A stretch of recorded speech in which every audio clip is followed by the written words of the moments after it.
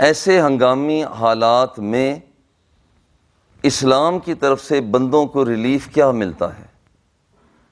یوں سمجھیے Islamic package, اسلام کیا کہتا ہے، اسلام ہماری رہنمائی کیا کرتا ہے ایسے حالات میں؟ کیا ہنگامی حالات میں کو احکام میں تبدیلی آ جاتی ہے؟ آج کا یہ ہمارا عنوان ہے۔ جی ہاں، اللہ جل جلالہ بندوں کے ساتھ نرمی کا ارادہ رکھتا ہے، آسانی چاہتا ہے، مشکلات میں مبتلا کرنا نہیں چاہتا۔ ہنگامی حالات میں حالات جب دیگرگوں ہوں تو وہاں پر احکام بھی بدل جاتے ہیں۔ جب تک حالت ہنگامی رہتی ہے وہاں پر حکم بھی تبدیل ہو کر اپنی نئی شکل اختیار کر لیتا ہے۔ جہاد کے اندر آپ دیکھتے ہیں کہ ہم نماز یوں ہی پڑھتے ہیں کہ چار، جیسے ظہر کی نماز ہے 4 رکعت نماز ادا کر، 4 سنت ہے، 4 فرض ہے، 2 سنت 2 نفل، عموماً ہم یوں ہی پڑھتے ہیں۔ لیکن جس وقت ہم جنگ کا دورانیہ ہوتے حالت چونکہ بدل گئی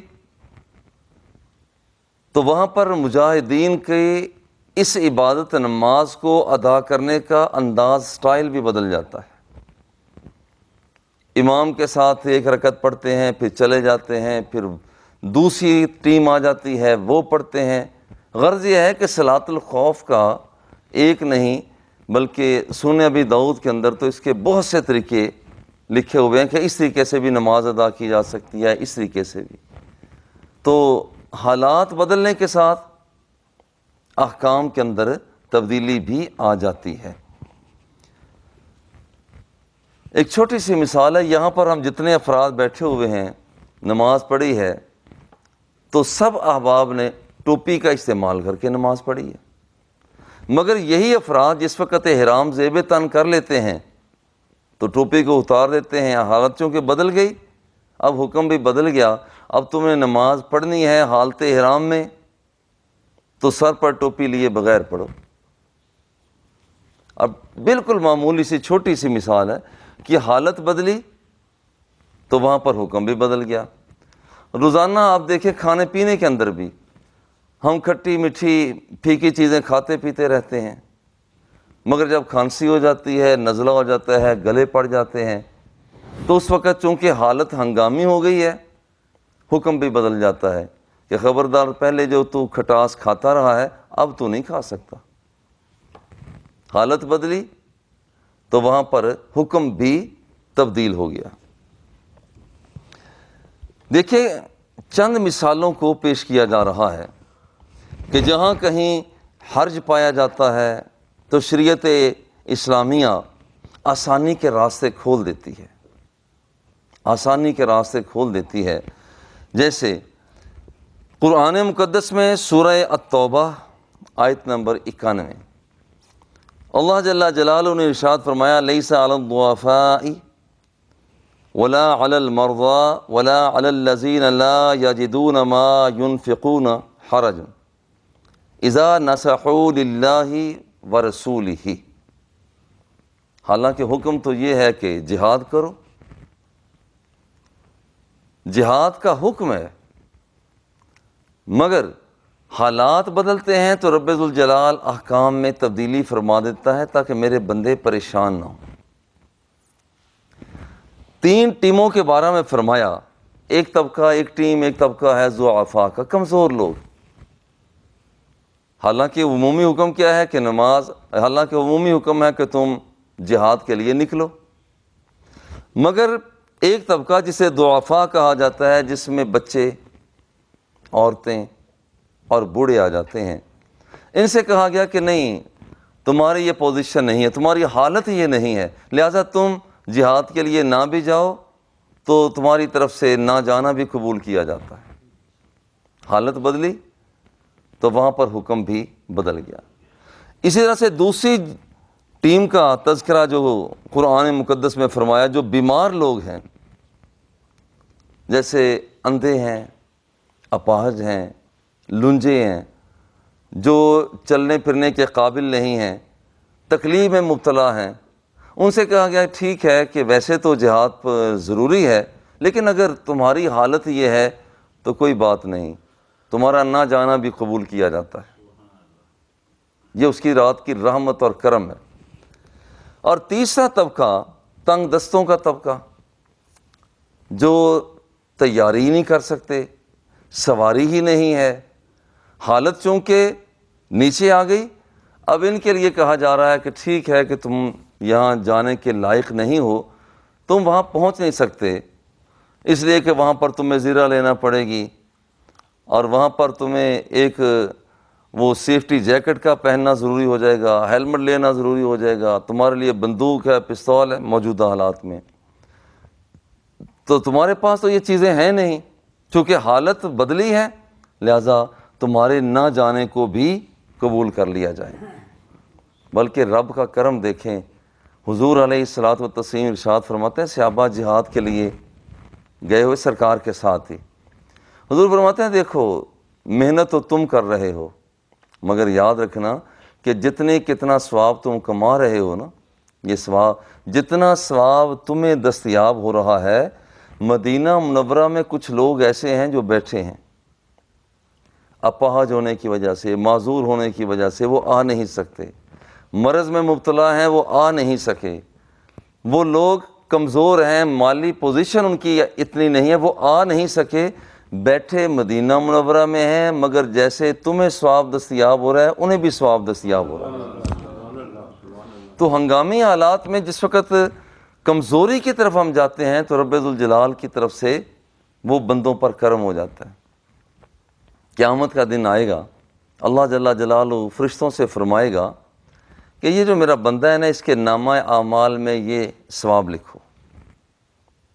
فرشتے عرض کریں گے مولا اس بندے نے تو یہ کام کیے بھی نہیں تھے، مثلا تو فرماتا ہے کہ اس کے اتنی حجیں لکھ دو، اتنی زکاتیں لکھ دو، اتنے روزے لکھ دو، مولا کریم اس نے تو یہ ساری چیزیں نہیں کی، تو حکم ہوگا ٹھیک ہے اس نے یہ کچھ ان میں سے کیا نہیں ہے جو میں تمہیں کہہ رہا ہوں کہ یہ لکھو، لیکن اتنی بات ضرور ہے کہ اس کی نیت کے اندر تھا، یہ چاہتا تھا میں یہ کام کروں، یہ چاہتا تھا کہ میں روزے رکھوں، مگر بیمار ہونے کی وجہ سے روزے رکھ نہیں سکا، یہ چاہتا تھا کہ میں حج ادا کروں، مگر سفری صعوبتوں کو برداشت نہ کر سکنے کی وجہ سے جا نہیں سکا، یہ چاہتا تھا کہ میں یہ نوافل ادا کروں، مگر اپنی بعض کمزوریوں کی وجہ سے یہ کام کر نہیں سکا، اگرچہ کر نہیں سکا، اس کی طبیعت کا تو تقاضا یہ ہوا کہ وہ کر نہ سکا، مگر یاد رکھنا کہ میری رحمت کا تقاضا یہ ہے کہ میں ثواب اسے وہی عطا فرما رہا ہوں۔ اللہ اکبر۔ تو ہنگامی حالات جب بنتے ہیں تو پھر وہاں پر احکام بھی بدل جایا کرتے ہیں۔ اسی طرح سے مریض آدمی کو اب ہمیں حکم تو یہ ہے فَاغْسِلُوا وُجُوهَكُمْ وَأَيْدِيَكُمْ إِلَى الْمَرَافِقِ وَامْسَحُوا بِرُؤُوسِكُمْ وَأَرْجُلَكُمْ إِلَى الْكَعْبَيْنِ، یہاں پر 4 فرض فرمائے گئے کہ تمہارا وضو تب ہوگا کہ جب تم چہرہ دھو گے، ہاتھوں کو دھو گے، سر کا مسح کرو گے، پاؤں کو دھو گے، تمہارا وضو تب ہوگا۔ ایک آدمی کہتا ہے میرے اللہ میں تو مریض ہوں، یا اللہ میں تو پانی کو ہاتھ لگاؤں تو میرا جسم کانپتا ہے۔ اب دیکھیں شریعت اسلامیہ اس بندے کے لیے کیسے نرمی اختیار فرماتی ہے۔ جب بندہ اپنی معذوری کا اظہار کرتا ہے، مریض آدمی کو پانی کا استعمال کرنا نقصان دیتا ہے، تو شریعت اسلامیہ کہتی ہے بس وہیں پر تو تیمم کر لے، ایک ضرب لگا تو چہرے پر پھیر لے، دوسری ضرب لگا تو اپنے ہاتھوں پر پھیر لے۔ تو جو کچھ عمل وضو کرنے کے بعد تم کر سکتے تھے، قرآن پڑھ سکتے تھے، ہاتھ لگا سکتے تھے، نماز پڑھ سکتے تھے، جو کچھ تمہیں سہولت آسانی وہ وضو عطا کرتا تھا، دیکھو رب کا کرم یہ ہے کہ وہی سہولت تمہیں تیمم بھی عطا کر رہا ہے۔ تو حالات بدلے، احکام بھی بدل جاتے ہیں۔ اللہ جل جلالہ نے قرآن مقدس میں ارشاد فرمایا وَإِن كُنتُم مَرْضَىٰ أَوْ عَلَىٰ سَفَرٍ، دیکھو جس وقت تم مرض میں مبتلا ہو، بیمار ہو یا مسافر ہو، یا کوئی شخص بھی قضائے حاجت میں سے آتا ہے یا صنفی قربت کو اختیار کرتا ہے، فلم تاجدوا ماء، اور اب تمہیں پانی دستیاب نہیں ہوا، پانی نہیں ملا، ہنگامی حالت پیدا ہو گئی، ادھر ادھر گھوما، ہنگامی حالت، پانی بھی ملا نہیں، اللہ فرماتا ہے فتیمموا صعیدا طیبا، تو تم تیمم کرو۔ غور کریں، حالات بدلے، احکام بدل گئے۔ اور اسی طرح جیسے حالات بدلے تو احکام بھی بدل جاتے ہیں۔ حضرت عبداللہ بن عباس رضی اللہ تعالی عنہ، آپ نے ایک مرتبہ مؤذن سے فرمایا، اور یہ روایت الجامع الصحیح للمسلم کی روایت ہے، مؤذن سے فرمایا انہ قال لمؤذنہ فی یوم مطیر، بارش ہو رہی تھی، مؤذن اذان دے رہا ہے، تو اسے فرمایا اذا قلتا، دیکھو بھئی اب تم اذان دینے لگے ہو، اذا قلتا اشہد ان لا الہ الا اللہ اشہد ان محمد الرسول اللہ، جب تم یہ شہادتین کا اقرار اظہار کر چکو، تو اس کے بعد کہا جاتا ہے حی علی الصلاۃ، حی علی الصلاۃ، لوگوں نماز کی طرف آؤ، نماز کی طرف آؤ۔ حضرت عبداللہ بن عباس فرماتے ہیں کہ آج آپ نے یہ الفاظ نہیں کہنے، حی علی الصلاۃ، حی علی الصلاۃ، نماز کی طرف آؤ، نماز کی طرف آؤ۔ دیکھ نہیں رہے کہ باہر تو بارش ہو رہی ہے، بیچارے لوگ کیسے آئیں گے؟ جب حالت بدلی تو وہاں پر حکم بھی بدل گیا۔ میاں آج تم نے مؤذن صاحب، آج آپ نے حی علی الصلاۃ کی نماز کی طرف آؤ یہ الفاظ نہیں کہنے، حالت بدلی ہوئی ہے۔ اب کہنا کیا ہے؟ فلا تقل حی علی الصلاۃ، یہ نہ کہنا حی علی الصلاۃ، قل صلوا فی بیوتکم۔ آج تم نے آواز بدل لینی ہے، لہجہ بدل لینا ہے، ٹون بدل لینی ہے۔ کیا کہنا ہے؟ آج تم نے کہنا ہے کہ لوگو صلوا فی بیوتکم، آج بارش ہے، نماز اپنے گھر میں ہی ادا کر لو۔ جب اسلام اتنی ریلیف دیتا ہے، یہ ریلیف پیکج ہے مومنین کے لیے، حالت بدلی، وہاں پر حکم بھی تبدیل ہو گیا۔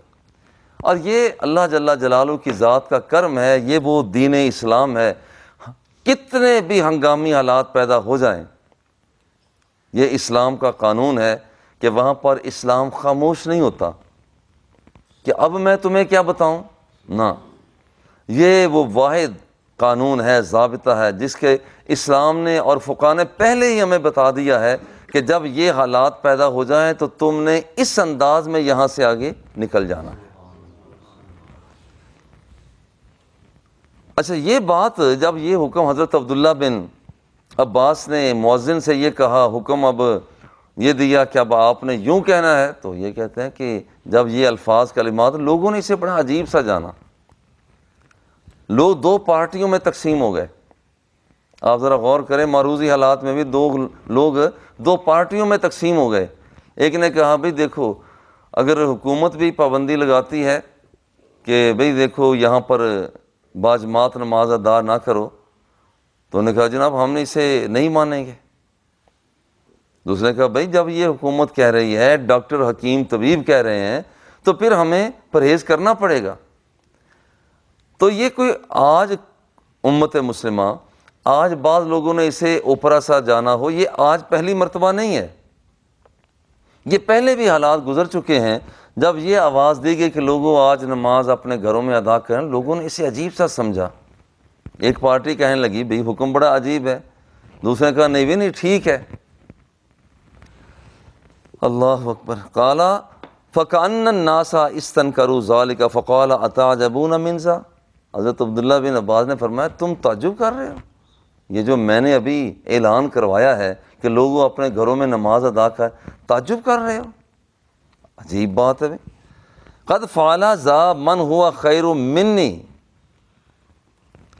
آپ نے فرمایا یہ تو میں نے اعلان کروایا، میں کیا چیز ہوں جو مجھ سے بہتر شخصیت، آمنہ کے لال، عبداللہ کے راج دلارا، کائنات کی تخلیق کے باعث، یہ خود حضور علیہ الصلاۃ والتسلیم بھی ہنگامی حالات میں یہ اعلان کروا چکے ہیں۔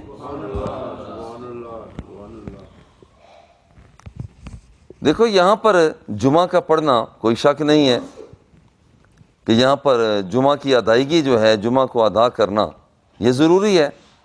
لیکن وَإِنِّي كَرِهْتُ أَنْ أُحْرِجَكُمْ فَتَمْشُوا فِي الطِّينِ وَالدَّحْضِ، اور مجھے یہ اس بات کا اندیشہ ہے جب میں تمہیں یہ حکم دوں کہ تم لوگوں اب جمعہ بھی پڑھنے کے لیے آؤ، تو مجھے اندیشہ یہ باہر بارش ہے، آؤ گے، پھسلنے کا اندیشہ ہے، اس لیے تمہیں میں حکم دیتا ہوں گھروں میں نماز ادا کرو. جس کا مطلب یہ ہوا کہ اندیشہ قوی ہو، جیسے گھر سے ہم چلتے ہیں، اندیشہ قوی ہو، مضبوط ہو کہ یہ کام ہو سکتا ہے، یار لگتا ہے کہ یہ کام، لگتا ہے کہ میں پھسل جاؤں گا، لگتا ہے کہ میں جب سفر کروں گا تو بارش آ جائے گی جس کی وجہ سے طبیعت ناساز ہو جائے گی، لگتا یہ ہے کہ میں ان حالات کا سامنا نہیں کر پاؤں گا، تو اس آدمی کا مسجد میں آ کر نماز پڑھنے کی بجائے گھر میں نماز ادا کر لینا، یہ آج کی بات نہیں، خود حضور علیہ الصلوۃ والتسلیم کے زمانہ پاک سے ہی چلی آئے. حالانکہ دیکھیں یہ تو موہوم سے، یہ ایک چیز ہے کہ ظنی سی چیز ہے کہ میں باہر نکلوں گا پھسل جاؤں گا، باہر نکلوں گا تو مجھے چوٹ آ سکتی ہے. تو جب ظن غالب ہو جاتا ہے، بندے کا زیادہ احساس یہ کہتا ہے کہ یار میں جاؤں گا تو نقصان ہو جائے گا، تو آدمی کو چاہیے کہ اس سے پیچھے ہٹ جائے. اسے کہتے ہیں ظن غالب جب ہو، بالکل اسی طرح سے جیسے ظن غالب ہوتا ہے شوگر والے مریض سے، ڈاکٹر کہتا ہے بھائی تم نے روزہ نہیں رکھنا. یہ دیکھیں جب روزے آتے ہیں اخبارات میں، رسائل جرائد میں یہ باتیں لکھی آتی ہیں کہ بھائی شوگر والے لوگ روزہ نہ رکھیں. بھائی وہاں پر ظن غالب ہوتا ہے، ورنہ یہ تھوڑی ہوتا ہے کہ وہاں پر اب یہ واقعتاً یہ بندہ تو مر ہی جائے گا. نہیں، غالب ظن ہوتا ہے نہیں کہیں اسے تکلیف بڑھ نہ جائے، تو ظن غالب ہو تو وہاں پر ایسا عمل کیا جا سکتا ہے. بالکل اسی طرح سے اگر آپ ذرا غور کریں، ہمارے لیے حکم یہ ہے کہ ہم ہاتھوں کو دھوئیں، چہرے کو دھوئیں، پاؤں کو دھوئیں. اگر ایک آدمی کا خدا نخواستہ اس کا پاؤں ہی کٹا ہوا ہے ایک، تب دھونے کا حکم اس سے ساقط ہو جاتا ہے. بھئی تیرا تو پاؤں ہی نہیں ہے، دھوئے گا کیا؟ حالت بدلی، خدا نخواستہ اس کا ہاتھ ہی نہیں ہے، کونی تک اس کا ہاتھ کٹا ہوا ہے، تو اب اس کے حالانکہ فرائض میں شامل ہے کہ بندہ وضو کرے تو ان اعضاء کو دھوئے. حالت بدلی تو حکم بھی بدل گیا، نہیں تیرا چونکہ ہاتھ ہی نہیں ہے لہذا تم یہاں پر اس ہاتھ کو دھونے کی صلاحیت ہی نہیں رکھتے. بالکل اسی طرح سے ہم نے پٹی باندھی ہوتی ہے بعض اوقات، حکم تو یہ ہے کہ تم ہاتھوں کو دھوو، مگر پٹی باندھی ہے، خدا نخواستہ کسی کا بازو ٹوٹ گیا، اس پر پلستر چڑھا ہوا ہے، ہر نماز کے لیے اتارنا ممکن نہیں ہے. اب حالت بدلی تو حکم بھی بدل گیا کہ یہاں پر اب دھونا تمہارے لیے لازم بھی نہیں. جبیرہ پٹی وہاں پر بعض اوقات یوں ہوتا ہے، پھر ہم اس پر ایسے ہی گیلا سا ہاتھ پھیر لیتے ہیں، تو حالانکہ ہم نے دھویا نہیں ہے مگر رب ذوالجلال کی بارگاہ میں کتاب میں لکھا جاتا ہے کہ اس بندے کا وضو پھر بھی ہو گیا ہے. تو حالات بدلتے ہیں تو اس وقت حکم بھی بدل جاتا ہے. اور دیکھیے یہ نبیوں کی سنت ہے، احتیاط کرنا نبیوں کی سنت ہے، انبیاء و مرسلین کا طریقہ ہے کہ جب کبھی اندیشہ ہو تو پھر نقصان کا اندیشہ ہو تو وہاں پر احتیاط کرو. مثلا قرآن مقدس میں سورہ یوسف آیت نمبر 68، یوسف علیہ السلام کی بارگاہ میں جب ملنے کے لیے بھائی گئے ہیں تو اس وقت آپ کے بابا حضرت یعقوب علیہ السلام نے اپنے صاحبزادوں سے فرمایا تھا کہ تم نے داخل کیسے ہونا ہے. قرآن مقدس فرماتا ہے وَلَمَّا دَخَلُوا مِنْ حَيْثُ أَمَرَهُمْ أَبُوهُمْ، اب جس وقت تم نے داخل ہونا ہے تو کیسے داخل ہونا ہے؟ ایسے داخل نہیں ہونا، بلکہ ان کے والد گرامی قدر نے حکم دیا ایک ہی دروازے سے داخل نہ ہونا، اندیشہ ہے کہیں تمہیں نظر نہ لگ جائے. اندیشہ ہے، حالانکہ پکی بات تو نہیں ہے، مگر چونکہ اندیشہ قوی ہے، اندیشہ موجود ہے، تو اس اندیشے کی موجودگی میں حکم ہی بدل دیا کہ تم نے ایک راستے سے ایک دروازے سے نہیں جانا بلکہ اپنے دروازے بدل کر جانا۔ حافظ ابن کثیر دمشقی رحمہ اللہ یہاں پر یہ ذکر کرتے ہیں، یہ تفسیر ابن کثیر میں، قالوا یا دفع اصابت العین لہم، چونکہ یہ نظر لگنے سے حفاظت کی خاطر، میرا خیال ہے کہ یہ ہمارے بہت سے مسائل کا حل ہو جائے گا۔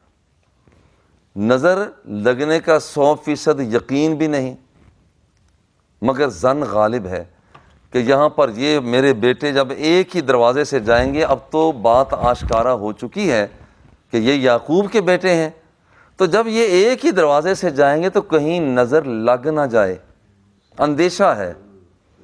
چونکہ یہ اندیشہ قوی ہے، ظن غالب ہے، تو یہاں پر حکم دے دیا جاتا ہے کہ ایک دروازے سے نہ جانا، جس کا مطلب ہے کہ احتیاطی تدبیر کو اختیار کرنا یہ آج کی پیداوار نہیں ہے۔ جو بندہ احتیاطی تدبیر اختیار کرتا ہے اپنے ہاتھ کو وہ بار بار دھوتا ہے،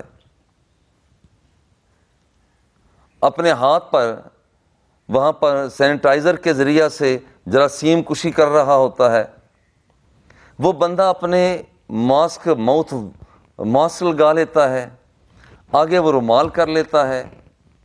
یہ جو بندہ احتیاط سے کام لے رہا ہوتا ہے آج کل کے معروضی حالات میں، اسے مبارک ہو کہ وہ بندہ معمولی نہیں بلکہ وہ نبیوں کی سنت ادا کر رہا ہوتا ہے۔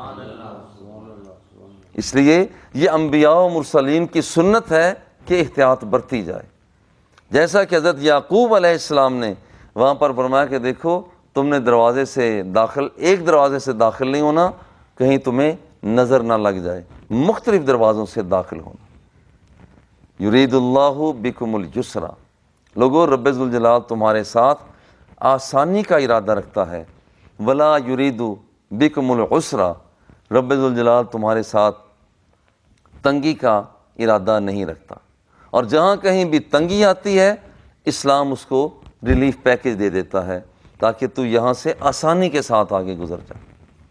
اللہ جل جلالہ کرونا وائرس کی شدت سے بڑھنے سے ہم سب کو محفوظ فرمائے، جو بیمار ہیں انہیں شفا عطا فرمائے، اور جو صحت مند ہیں اللہ جل جلالہ انہیں صحت و عافیت کی زندگی میں مزید برکتیں عطا فرمائے۔ وصلی اللہ تعالی علی حبیبہ و آلہ و اصحابہ اجمعین۔